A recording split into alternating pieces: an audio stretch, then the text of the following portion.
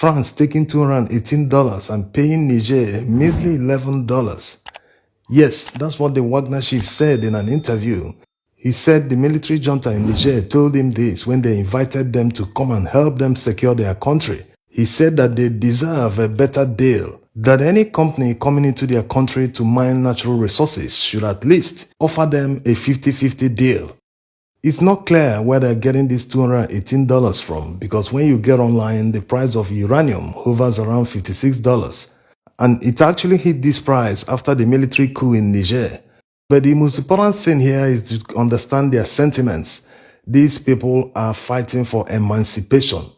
They feel that they are being cheated. Why is their country too poor upon all the natural resources that companies, especially Western countries, are mining from their country? They are simply tired. The same sentiment can be seen in all the countries in West Africa where the military have recently taken over power. They are all simply tired. Whether it's the fault of the companies mining these resources or the different democratically elected governments the military took over power from, who failed to deliver dividends of democracy. Yes, that's the major problem here. When governments fail to deliver good governance, they fail to lift their people out of poverty. The people will always fight back. That fight back might be in the form of a military coup, civil disobedience, or even a revolution. That's why you see people chanting and dancing in the streets of Mali, Niger, Burkina. They are simply tired and they truly believe that the military guys will help them to achieve economic emancipation. So why will Nigeria and fellow ECOWAS countries stand in their way and prevent them from achieving economic emancipation? That's not how you treat a brother, an ally, or a neighboring country.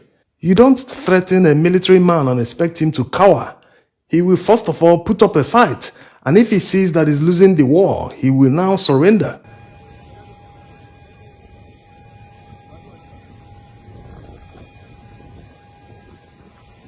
Yes, that's what they've realized. After threatening to invade Niger, after 7 days, ECOWAS have now realized that it was counterproductive. That's why they now say that they prefer diplomacy and negotiations, which of course should have been the first thing they should have done. But after threatening and later sending an envoy to Chiani in Niger, he gave them a cold shoulder. He didn't even show up. So they now realize their mistake. And it's obvious they can't be doing this in the interest of Nigerians. When Nigerians are not complaining, they are happy, celebrating everywhere, dancing in the streets. They are backing the military. So why should a foreigner be complaining more than the bereaved? Meanwhile, Tinubu has made a request from Nigeria's National Assembly to authorize a military intervention in Niger. This is already receiving serious opposition from his fellow party members who are from the north. The senators from the northern states are saying that they oppose it, that they don't want a military intervention in Niger. So it's obvious that they will not authorize him to go into Niger for any adventure. Let Nigerians solve their problems by themselves. They are not asking anyone to come to their aid for now. They are not even opposing the military guys. If in the future they start doing that, then a military intervention can be justified. But like they say, a stitch in time saves 9. Prevention is better than cure. Why don't we tackle the root causes of military coup? Why don't we expend the same energy in criticizing election rigging and political coup and tenure extension, even human rights abuse and stifling of opposition? Why don't we criticize them with the same energy? Why wait till a coup happens?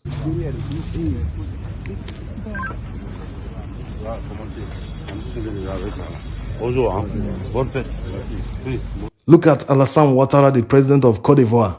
When he was fighting Laurent Gbagbo, the former president, everyone saw him as a Democrat. But look at what he has become. After spending 2 terms in office of 5 years each, he forced an amendment of their constitution so that he can have a 3rd term. So why should people who don't obey the rules in a democracy criticize others because they feel it is a military coup? You can't change the rules in the middle of the game. That's exactly what INEC did. After telling the whole world how they will conduct the election, in the middle of the election they changed the rules and rigged the election in favor of Tinubu. He didn't win the election, he doesn't have the mandate of the people, And he is the one talking about protecting democracy. Is this a joke?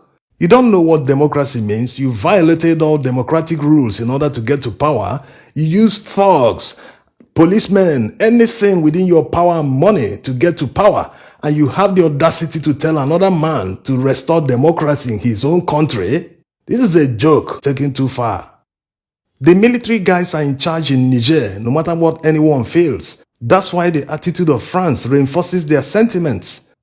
You can't say you don't recognize them because they told you to pack and leave. Leave their country with your military, that they don't want you anymore. How can France be saying they don't recognize them, that they are not the legitimate power in Niger? What does legitimacy mean? When they quickly rushed to congratulate someone in Nigeria who didn't win an election, despite the damning EU report that says that the election was seriously flawed. So no matter how anyone feels about it, the military guys are in charge in Niger. If you want to conduct any business in Niger today, you meet them, you deal with them. They are the official government in Niger. They are only against him because they can't control Niger anymore. That's why they don't ever criticize civilian dictators who rig elections continuously for decades to stay in power. Look at Paul Biya in Cameroon. Look at what is going on in Senegal today. And in so many other African countries where you have civilian dictators. They hide under democracy to steal their country blind and launder the money to Western countries where it is used to develop their economies. They will never criticize them. They only criticize military men because they can't control them. It's as simple as that. Look at Nigeria in the 90s. Nigeria was under serious sanctions under Abacha. They couldn't control Abacha. Even the Pope came to beg Abacha to leave power, but he refused. Not that forceful takeover of power or military coup is good. It is cause and effect. Let's not forget that. If we tackle all the causes of military coup, there will never be a military coup in Africa or other parts of the world.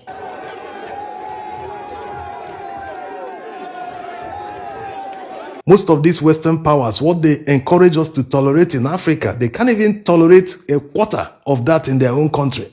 Can Emmanuel Macron amend the French constitution to get a third term after his second term finishes? He wouldn't try it even in his dream, because his fellow party members will make sure it fails.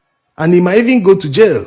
But they come to Africa, they tolerate it. That is double standards. If they truly want to support the growth of democracy in Africa, why not be strict about it? Why not insist that all the rules must be obeyed? And in a case where it is not obeyed, do not recognize the government. That's the only way to teach them that, yes, you can't go anywhere with this. We would see you as a military person that forcefully took over power. Yes, but they wine with them, dine with them despite their corruption. When a military coup happens, they come out to criticize. No, this is double standards taken too far. The people of Niger will solve their problems by themselves. If the military junta decides to set up a transition to civil rule committee to quickly conduct a fresh election and get back to democracy, then it will work for them. They already have a bright future with investments in their natural resources, like the crude oil pipeline from Agadez in Niger to Cotonou in Benin Republic. Whenever they return to civil rule, the politicians must learn their lesson.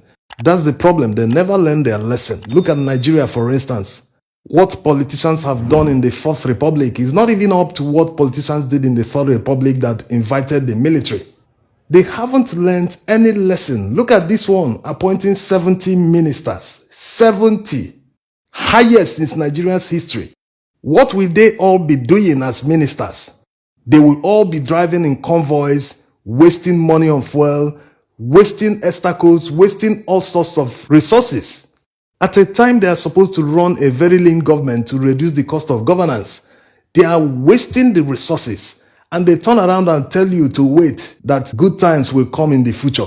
When they are busy wasting the one of the present, they are wasting money of the present that are telling you to wait for tomorrow. They don't give anything in return, but they expect citizens to die for the country. Patriotism means a different thing to them. This is coming at a time when the cost of fuel has tripled. So you can imagine the increased cost in the many ministries, in the presidency, the National Assembly, and many state governments. These politicians only know how to spend money. They never know how to make money in the first place. They can't generate any money for the country. They only know how to tax people. So these are what Western powers and even ECOWAS should be criticizing now that it has not gotten out of hand. Even in the United States, Biden will never appoint 70 ministers. Will Macron do that? Or will they do it in any Western country to appoint 70 ministers? Are we even talking about rule of law? They don't obey court orders. Will Macron do that? Will Biden disobey a court order? He will never try that. Even the former president, Trump, is facing many trials as we speak. So why don't they criticize them and tell them, no, do this way, do this that way. If not, we sanction you and cut aid. That way, they might start doing the right thing because they already know that they don't have the support of their people. If they lose the support of the international community, they will now understand that they are alone. They have nowhere to run to in case of crisis. They will be forced to do the right thing. Yes, this happened to Mobutu Sese Seko. All the impunity and everything he did in his country, he had the backing of France. That was where he eventually ran to. If an African leader knows that no Western country will grant him passage in the event of a crisis, he will not do things that will put his country into crisis in the first place. He will obey all the rules of democracy to make sure there is peace. So the Western countries are actually part of the problem. They are the ones backing dictators in civilian garb. Without their backing, these people will understand that they have nowhere to run to, and in case of a revolution, they will be the first casualty. They won't have anywhere to run to. Laissez-nous tranquille, s'il vous plaît, laissez-nous. Vive la Russie. On est pour la Russie. Vive la Russie.